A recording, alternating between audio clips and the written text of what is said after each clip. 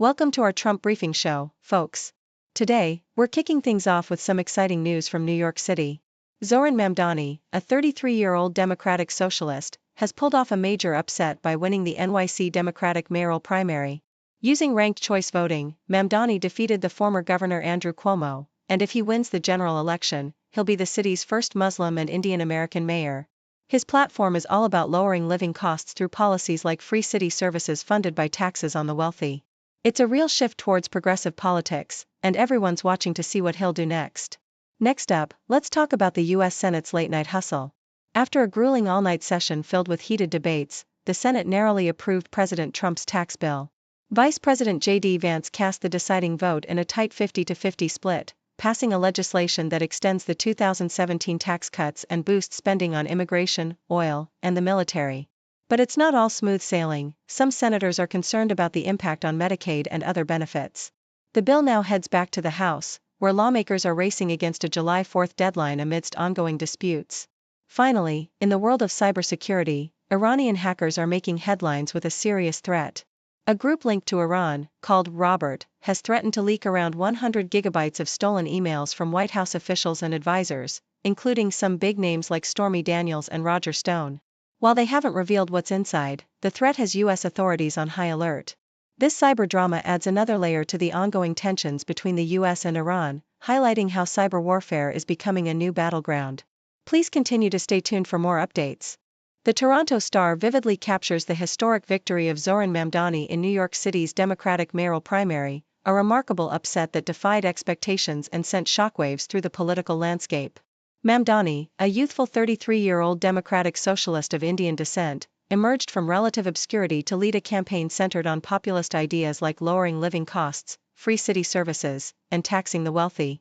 His energetic campaign outshone the more experienced ex-governor Andrew Cuomo, who had tried to stage a political comeback amidst scandal and controversy.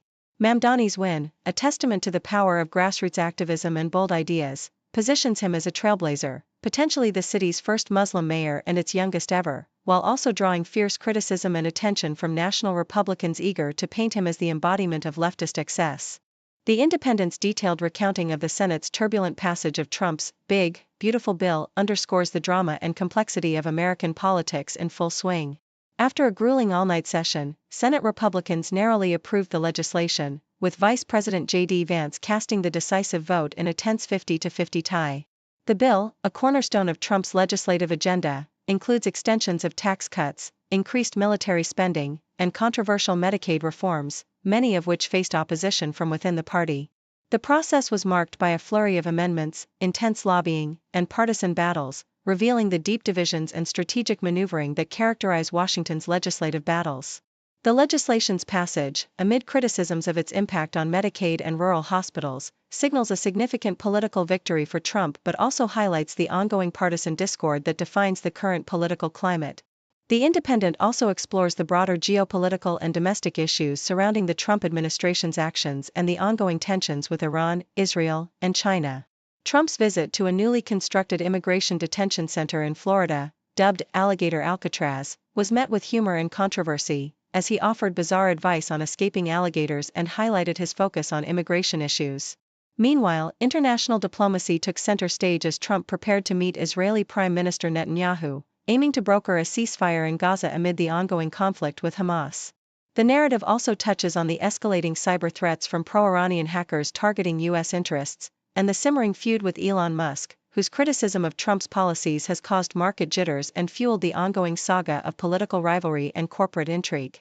Throughout, the stories paint a vivid picture of a nation grappling with internal divisions, international tensions, and the relentless pursuit of political power.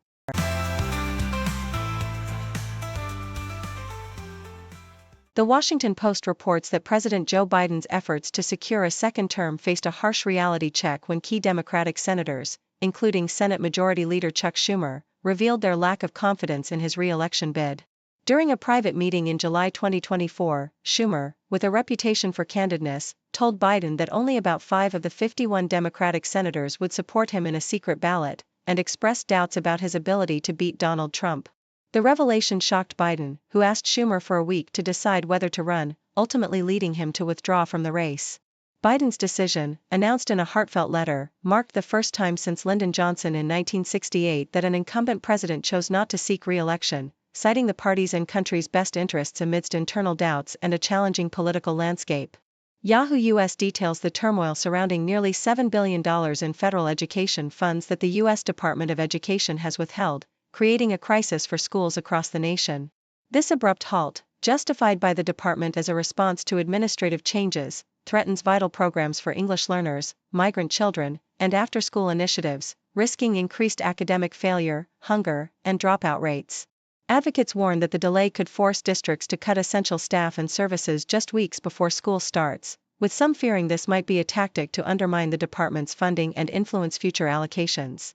The controversy is compounded by legal threats and political disputes, as critics accuse the administration of violating federal law and jeopardizing the futures of vulnerable students. The Independent highlights the political and racial tensions surrounding Zohran Mamdani, a Democratic candidate for New York City mayor, amid accusations from the Trump administration and right-wing figures that he may have concealed support for terrorism during his naturalization process. The administration has considered stripping Mamdani of his U.S. citizenship, citing a song in which he referenced a foundation convicted of supporting Hamas, and allegations of anti-Semitism and socialist beliefs. Critics, including Democratic senators and advocacy groups, condemn these efforts as racially motivated and politically motivated attacks aimed at discrediting Mamdani, who has gained prominence with his progressive platform. Meanwhile, Trump and his allies continue to target Mamdani's background, threatening to cut off city funding if he wins, fueling a contentious debate over immigration, loyalty, and political ideology in America's urban centers.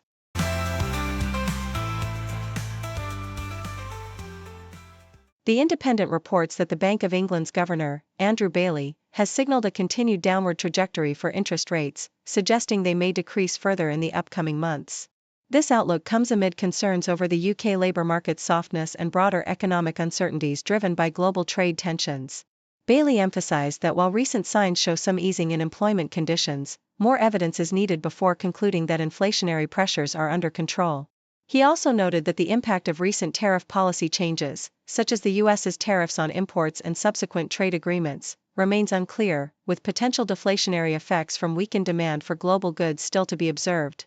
This cautious stance reflects the delicate balancing act faced by policymakers as they navigate inflation, trade dynamics, and economic growth prospects.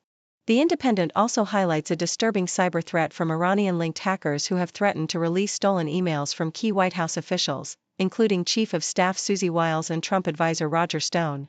The hackers, known as Robert, claim to possess around 100 gigabytes of sensitive correspondence and have indicated plans to sell the stolen data. This threat comes amid heightened tensions between Iran and the U.S., especially following recent missile strikes ordered by Trump and warnings of potential cyber attacks targeting critical infrastructure. The U.S. government, including the FBI and White House officials, have responded swiftly, affirming their commitment to cybersecurity and promising to investigate and prosecute any breaches of national security. The incident underscores the persistent danger posed by foreign cyber adversaries seeking to undermine U.S. political and security systems through digital espionage and propaganda. Meanwhile, the BBC reports on the intense negotiations in the U.S. Senate over President Trump's comprehensive tax and spending bill, which is crucial for advancing his second-term agenda. The bill aims to extend the significant tax cuts introduced during Trump's first term, but to offset the revenue loss, Republicans propose substantial spending cuts across various programs, including healthcare and food assistance for lower-income Americans. The debate has exposed deep divisions within the Republican ranks over where to implement these cuts, with Democrats firmly opposing the measure. The lengthy negotiations underscore the political turbulence and ideological clashes shaping the legislative process, as lawmakers grapple with balancing economic growth, fiscal responsibility, and social priorities amid a polarized environment.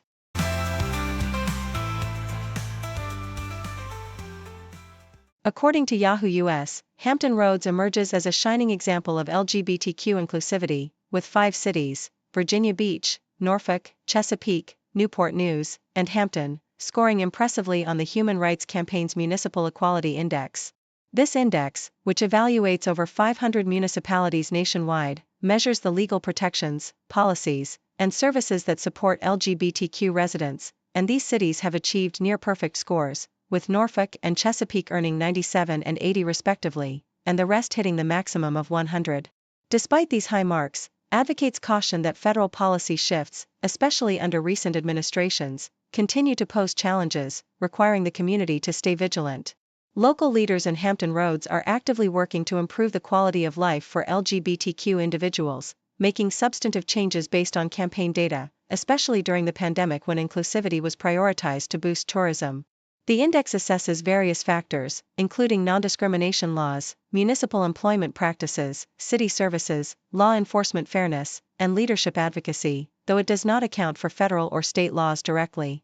While the cities excel in non-discrimination and law enforcement, the community recognizes that national policy fluctuations and the high concentration of federal employees make ongoing progress complex. Nonetheless, the region's commitment to inclusivity is evident, with local officials and advocates emphasizing that Hampton Roads remains a welcoming and progressive place for LGBTQ residents and visitors alike. Thank you for tuning in. The content above showcases the latest briefing reports and analytical synopses, thoughtfully curated by the 6Do team.